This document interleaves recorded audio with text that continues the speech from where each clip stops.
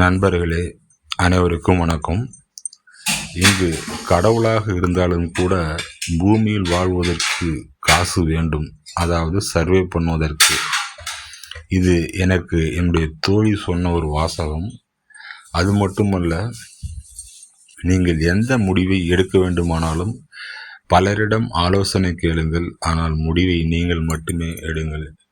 எப்பொழுதும் கையில் குறைந்தபட்ச அமௌண்ட் ஒரு 5000 ரூபாயாக இந்த காலகட்டத்திற்கு வைத்திருங்கள்.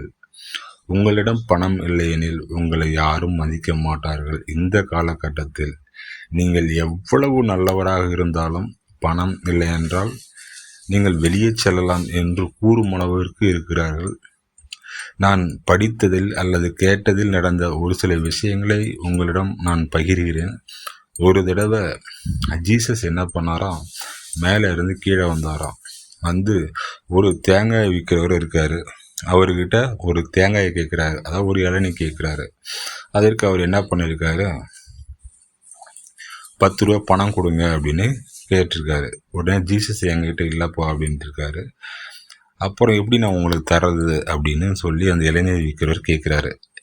அதாவது நான் தான் இங்கே இளநீர் கண்ணுகளை நட்டுட்டு மேலே போயிட்டு இப்போ கீழே வந்திருக்கேன் அப்படின்னு அவர் சொல்கிறாரு. உடனே அந்த இளநீர் விற்கிறவன் சிரிக்கிறான்.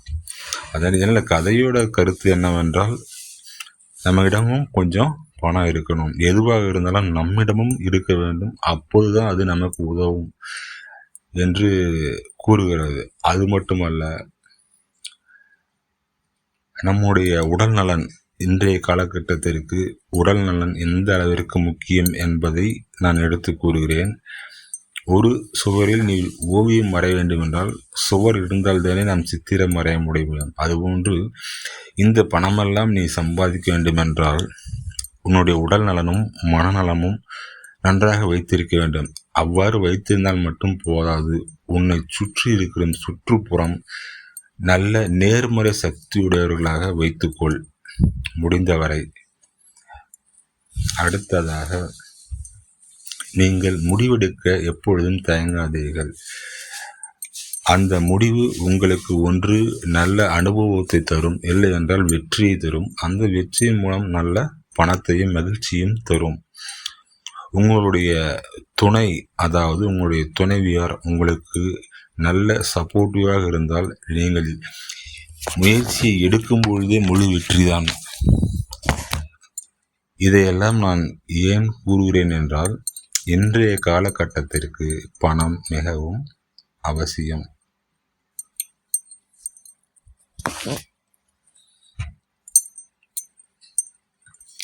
இதே போன்று இன்னொரு சின்ன சம்பவம் இருக்கிறது.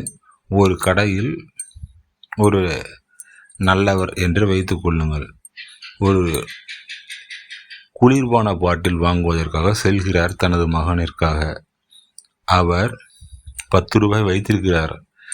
இருந்தாலும் 1 ரூபாய் தனது பேண்ட் பாக்கெட்டில் வைத்திருக்கிறார். மீதி 9 ரூபாய் தனது சட்டைப்பையில் வைத்திருக்கிறார்.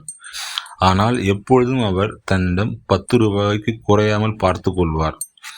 அந்த கடைக்காரரிடம் 9 ரூபாய் கொடுத்துவிட்டு 1 ரூபாய் நான் பிறகு தருகிறேன், எனக்கு குளிர்பான பாட்டிலை கொடுங்க என்று கேட்கிறார். அதற்கு அவர் தர மறுக்கிறார்.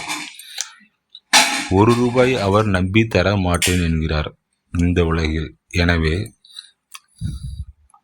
இந்த உலகில் வாழ்வதற்கு பணம் மிகவும் அவசியம். தற்போது தற்கால கட்டத்திற்கு அவர் நினைத்திருந்தால் அந்த 1 ரூபாயை கொடுத்து அவர் அந்த குளிர்பான பாட்டிலை வாங்கி வந்திருக்கலாம். மனிதர்களின் செயல்கள் இவ்வாறு இருக்கும் பொழுது உங்களை நீங்களே சுதாரித்துக் கொள்ளுங்கள். இன்னொரு விஷயம், இந்த காலகட்டத்திற்கு பணம் இல்லை என்றால் மனைவி கூட மதிக்க மாட்டார்கள், உறவினர்கள் மதிக்க மாட்டார்கள் என்று கூறுகிறார்கள். அது எந்த அளவிற்கு உண்மை என்று தெரியவில்லை. இருந்தாலும் பண பாதுகாப்பு என்பது மனப்பாதுகாப்பும் கூட, உடல் பாதுகாப்பும் கூட, உங்களை நீங்களே பாதுகாத்துக் கொள்வதற்கும் கூட.